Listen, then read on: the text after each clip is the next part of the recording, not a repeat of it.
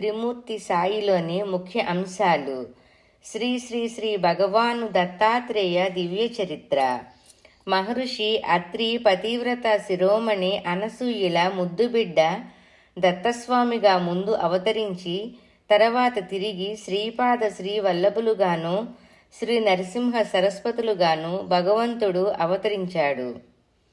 పలు విధాలుగా వివిధ విదేశీయులు భారతదేశము చేరి భారతీయులలో భాగమైపోవడంతో అనేక నూతన సమస్యలు ఉద్భవించాయి.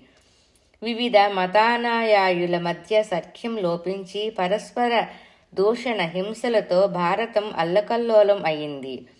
అటువంటి సంధియుగములో మరలా ప్రేమతత్వాన్ని ఆయుధంగా ధరించి దత్తదేవుడు శ్రీ శ్రీ శ్రీ మాణిక్య ప్రభువు అక్కలకోట స్వామి షిరిడీ సాయిగా భారతములో అవతరించి జనులను కాపాడారు.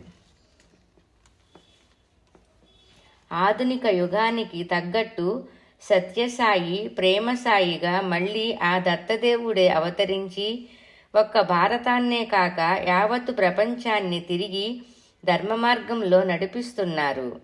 భారతీయులనే కాక అన్ని దేశాల వారిని తమ ప్రేమతో ప్రభావితం చేసి ప్రపంచ భవిష్యత్తునే తీర్చిదిద్దుతున్నారు. అటువంటి నిత్యనూతనమైన అవతారాలను ప్రసాదించిన దైవమే దత్తాత్రేయుడు. ఆయన చరిత్ర అద్భుతం, ఆశ్చర్యం, ఆనందం.